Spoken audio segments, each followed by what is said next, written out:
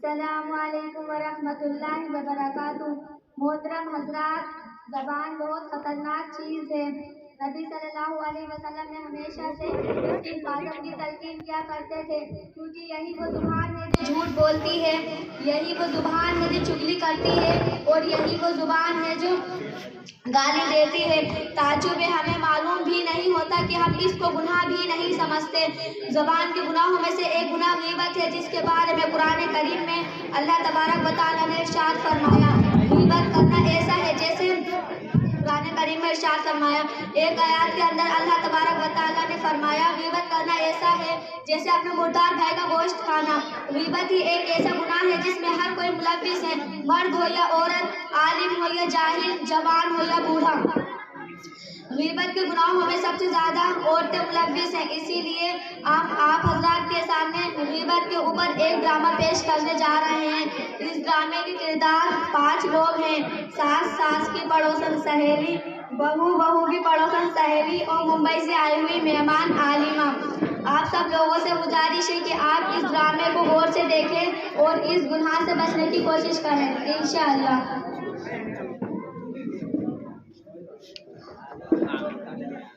वरहमतुल्लाहि वबरकातुहू। वालेकुम अस्सलाम वरहमतुल्लाहि वबरकातुहू। बहुत दिन हो गए, मुलाकात ही नहीं हुई। बैठो बैठो। ये बहन कौन है? ये मेरी मुंबई वाली बहन है, मुंबई से आई है और दीन के बारे में अच्छी मालूमात रखती हैं। अरे मैं तो बातों में खैरियत पूछना भूल गई, खैरियत से है? कहाँ की खैरियत, जी रही हूँ जैसे तैसे, वक्त पूरा करके दुनिया से जाना है।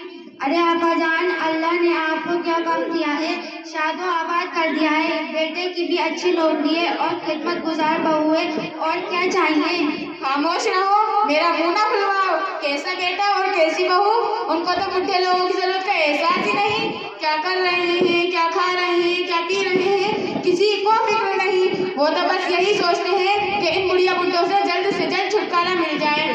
और बहू रानी का तो पूछो ही मत, नवाबजादी की सुबह 9 बजे होती है, न घर की सफाई, न नाश्ता, न चाय। ये सब बातें घर के बड़ों के सिखाने से आती हैं। लगता है इसे तो कुछ भी सिखाया ही नहीं गया। और अपने मायके का कोई आ जाता है तो उनके देखभाल में भागी फिरती है, और जब हमारा कोई आ जाता है न कहने के लिए पैर बढ़ते हैं और न देने के लिए हाथ। नाटक शुरू हो जाता है, कभी सर में दर्द, कभी पेट में दर्द, कभी वहाँ दर्द, कभी यहाँ दर्द। ये सब ठीक नहीं।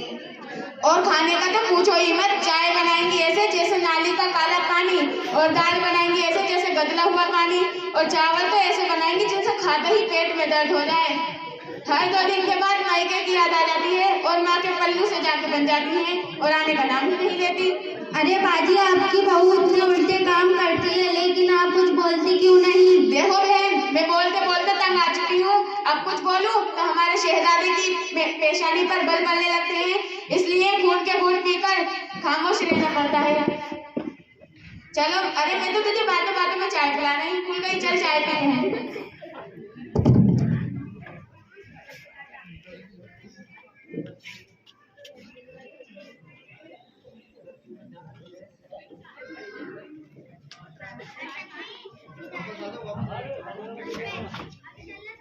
ये थी सास और सास की पड़ोसन सहेली, जो दिल खोल कर अपनी बहू की गीबत कर रही थी। अल्लाह माफ फरमाए, हमारे माशरे की इतनी बुरी हालत हो चुकी है। चलिए आप देखते हैं बहुएं अपने सास की किस तरह से तारीफ करती हैं।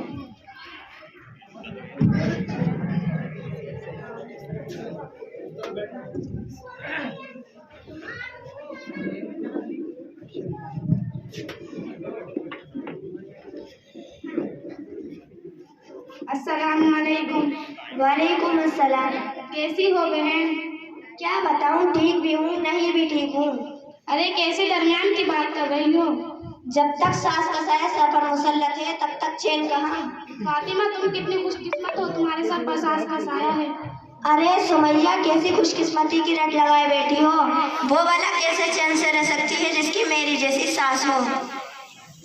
एक बात पूछूं? हाँ पूछो। औरतों में सबसे खुशकिस्मत औरत कौन सी है, तुम्हें मालूम है क्या? नहीं।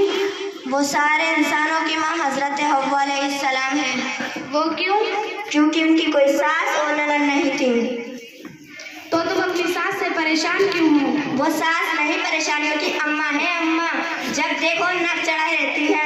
मैं खाऊं तो परेशानी, मैं पीऊं तो परेशानी, मैं उठूं तो परेशानी, मैं बैठूं तो परेशानी, मैं बोलूं तो परेशानी, मैं कुछ ना बोलूं तो मुसीबत, मैं फ़ोन चलाऊं तो परेशानी। अब तुम ही बताओ मैं इसको क्या नाम दूं? अच्छा मेरा छोड़ो, तुम अपना सुनाओ। मुझे तो जरा भी चैन नहीं है। मेरी तलाकशुदा ननद है जिसने दिन रात मेरा सर पका रखा है, और उसकी भी खिदमत करो, और उसके बच्चों की भी। ये अच्छा नहीं बना, वो अच्छा नहीं बना, और खुराक इतनी ज़्यादा है कि कभी कभी मुझे डबल खाना बनाना पड़ता है, या फिर बचा हुआ खाना मेरे हिस्से में आता है जिसकी मैं बेकार हूँ। अच्छा मेरा छोड़ो, ये बहन कौन, मैं तो पूछना ही भूल गई। ये रुकैया आंटी है, मुंबई से आई हैं। दीन के बारे में अच्छी मालूमात रखती हैं, पढ़ी लिखी बहन है। आइए सासू माँ बैठिए। अरे रुकैया, तुम अभी तक इन दोनों के साथ ही बैठी हो? हमने तो ध्यान ही नहीं दिया। सुबह से घर में हूँ, एक बात देख रही हूँ, हमारी जुबान पर दूसरों के शिकवे शिकायत बहुत ज़्यादा हो गए हैं, और जुबान के गुनाह तो हम कसरत से ही करते रहते हैं। अल्लाह ही हमें माफ़ फरमाए।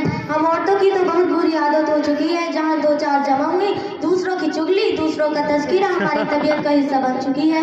महज वक्त गुजारने के लिए हम गीबत करना शुरू कर देते हैं। इसके पीठ पीछे के नुकसान का हमें ज़रा भी अंदाज़ा नहीं लगाते।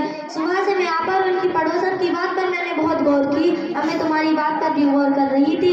ये सारी गुफ्तगू गीबत है। गीबत क्यों होगी? हम जो कह रहे हैं हकीकत ही तो कह रहे हैं, कुछ गलत तो नहीं कहा ना। अरे मेरी बहनों सुनो तो सही। गीबत कहते हैं किसी के पीठ पीछे वो बुराई बयान करना जो उसके अंदर मौजूद हो। अगर वो उसके अंदर मौजूद नहीं जो हम बयान कर रहे हैं तो वो बहतान है। गीबत और बहतान बहुत ही बड़े गुनाह हैं। गीबत के बारे में कुरान मजीद में अल्लाह ताला का इरशाद है, क्या तुम अपने मुर्दा भाई का गोश्त खाना पसंद करोगे? अल्लाह से डरो। रसूलुल्लाह सल्लल्लाहु अलैहि वसल्लम ने फरमाया, लोगों के नाक के जरिए जुबान के बल गिराए जाएं। ये गुनाह देखने में तो बहुत मामूली नजर आता है, मगर इसका लज़्ज़त बहुत ही खतरनाक करे। अगर किसी को इसकी लत लग गई तो उसकी आखिरत की बर्बादी होने में कोई शक नहीं। हमारी आखिरत क्यों बर्बाद होगी? क्योंकि अगर हम किसी के पीठ पीछे बुराई करेंगे तो क़यामत के दिन हमारी सारी नेकियां उसको दे दी जाएंगी जिसकी हमने गीबत की थी।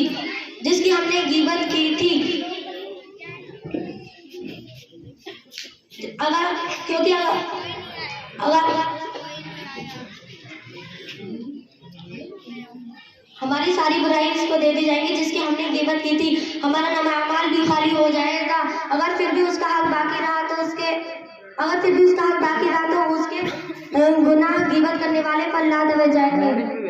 अरे मेरी प्यारी बहन, मुझे तुम्हारी गुफ्तगू सुनकर ये एहसास हुआ कि मैं इतनी बड़ी गलती में मुब्तला थी और इतने बड़े गुनाह को ज़बान का चटखारा ले रही थी, और मैं उसको टाइम पास का जरिया समझती थी।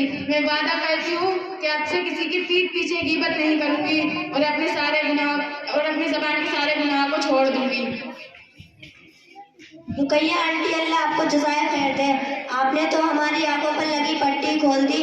हमें नहीं मालूम था कि ये भी एक गुनाह है। हम वादा करते हैं कि आइंदा से किसी के पीठ पीछे बुराई नहीं करेंगे। अरे आंटी, मुझे भी माफ़ कर दीजिए, मैंने पीठ पीछे बहुत बुराई करी है, आइंदा नहीं करूँगी। सासू माँ, आप भी मुझे माफ़ कर दीजिए, मैंने भी आपके पीठ पीछे बहुत सारी बुराइयाँ की हैं। हाँ बेटा, मुझे भी माफ़ कर दो, मैंने भी तुम्हारे पीठ पीछे बहुत गीबत की है और बुराइयाँ भी। अरे आंटी, मुझे भी माफ़ कर दो, हमने भी पीठ पीछे बहुत बुराई की है, आइंदा नहीं करूँगी। अस्सलामु अलैकुम।